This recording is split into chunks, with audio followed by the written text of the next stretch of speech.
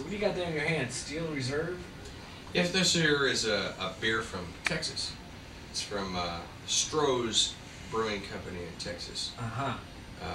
And I think it is the highest alcohol content of any commercially manufactured beer. Commercially manufactured beer in... What do you like to drink? We know you drink. Let's not, you know... It's not an issue. Let's not hide anything. Let's not skate around the issue, is what you're saying? Yeah. Okay. Yeah, I like to drink. Answer the question while the high is high. We know you like to drink, sir. We're here with George Bush. The real George Bush. Yeah. The president.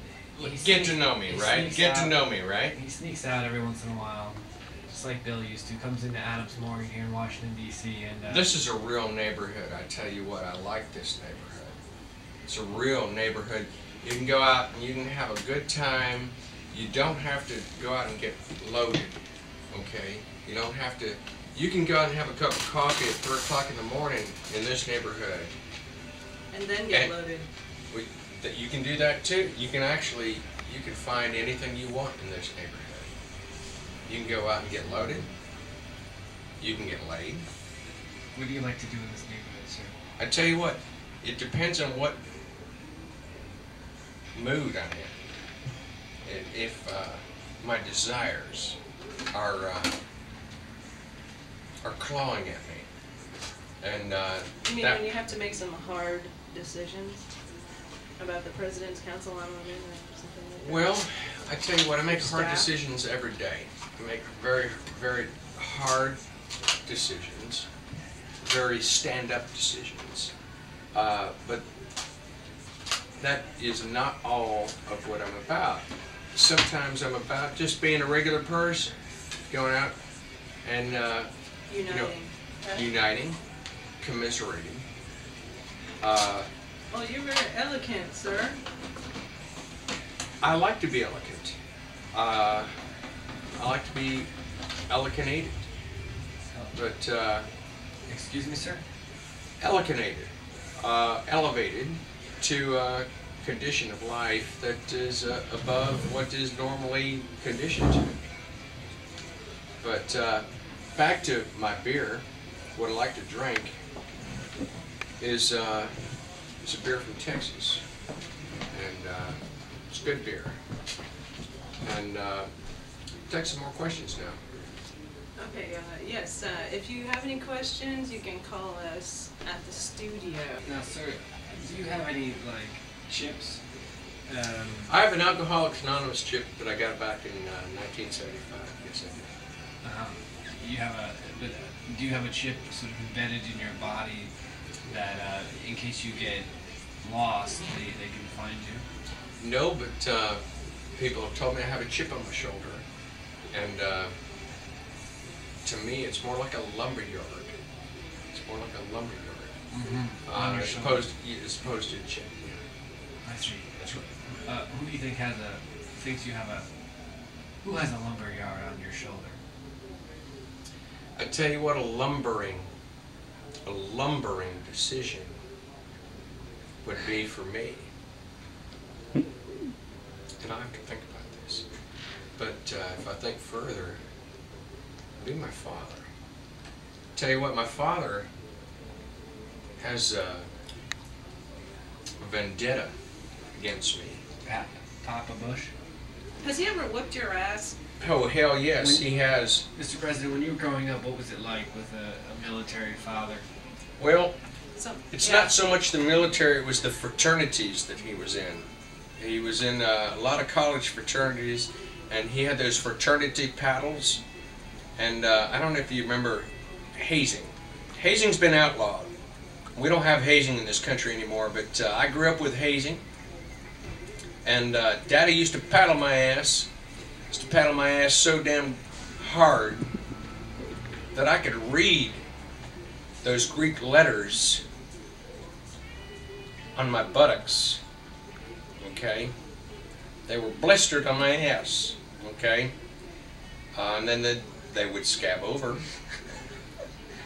And so you had these red letters on your ass the paddle have like delta Delta Upsilon, Delta Theta Beta Kappa, Mi Kappa Sigma. Daddy was kicked out of a lot of fraternities, so he used to beat my ass every time he got initiated into a new fraternity. And so I basically have the entire Greek alphabet initialed on my ass from fraternity paddles. If you know what I mean. If you've been around long enough to know what the Greek language is. Mm-hmm. You mean the Grecian language, right? Yes. Excuse me. The Grecian language. I'm glad you pointed that out. Thank you. I didn't mean to offend you. Subliminal. You Greeks. I didn't mean to offend the Grecians. And just so you Grecians know, I have your alphabet basically tattooed on my ass from my daddy's paddle. Okay? And so I never meant to offend anybody. So do you think you would have finished high school if your daddy wasn't, a Yaley and a Harvard grad himself? Boy, that's a difficult question. Because I was ready to run away from home when I was about 8 years old.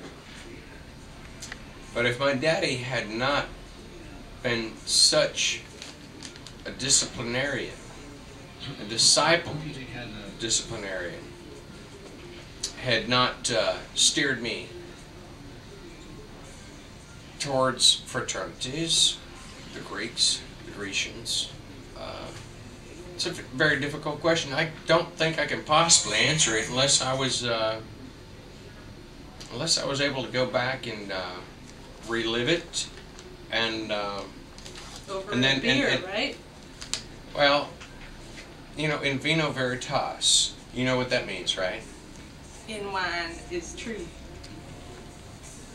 I think. That's I think it what means. Grecian told me. I think if you look at it more correctly, it means if I had a drink and I know what's true now. I think that's so. If you look at it that way, now we're talking. Philosophy? Is that no, the word you're looking for? no. Mr. President. No, it's not philosophy. It's not Greek. It's not French. It's not history. It's Latin. That's it. Latin.